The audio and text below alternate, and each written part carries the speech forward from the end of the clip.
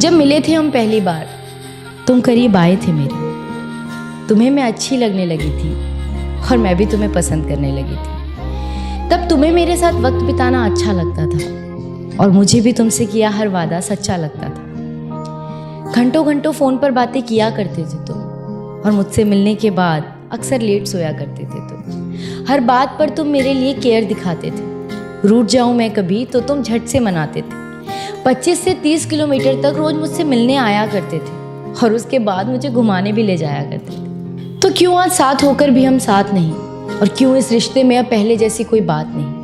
क्यों हमारे वो पहले जैसे हालात नहीं, और क्यों आज मेरे हाथों में तेरा हाथ नहीं? एक छत के नीचे रहकर भी तू अजनबी बन गया है।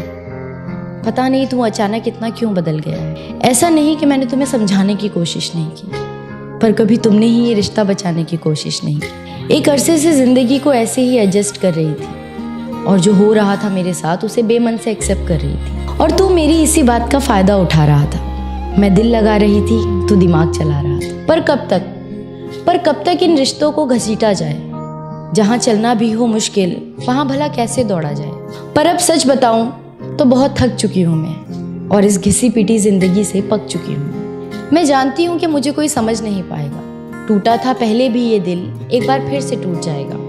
पर इस बार मैं खुद से एक वादा करूंगी, दूसरों से कम और खुद से प्यार ज्यादा करूंगी। मैं हंसती रहती हूँ अक्सर, इसलिए कोई जान नहीं पाता, और इस हंसी के पीछे का दर्द कोई पहचान नहीं पाता। अब किसी को इतना पास नहीं लाऊंगी मैं, अब किसी को इतना पास नहीं लाऊंगी मैं, और किसी को इतना खास नहीं बनाऊंगी मैं। और ज़रूरी नहीं कि ज़बरदस्ती रिश्तों को निभाया जाए, झूठी मुस्कुराहटों से बेमतलब सबको हंसाया जाए। हम अक्सर ये सोचकर चुप हो जाते हैं कि लोग क्या कहेंगे, रिश्तेदार क्या कहेंगे, पर जिन्होंने कभी आपका दर्द जानने की कोशिश तक नहीं की, आप उनसे क्या उम्मीद रखेंगे? और इस दर्द में रहना है या इससे बाहर निकलना है, इसका फैसला सिर्फ आप कर सकते हैं। ज़रूरी नहीं कि अगर आपके पेरेंट्स के एक्सपीरियंस अच्छे हों तो आपके भी होंगे, उनके डिसीजंस अच्छे हों तो आपके भी होंगे। जिस सिचुएशन को आप फेस कर रहे हैं उसे आप ही बखूबी जानते हैं और कोई नहीं, और जो आपको समझता होगा वो आपकी सिचुएशन को भी समझेगा। और शायद हमारा सफ़र यहीं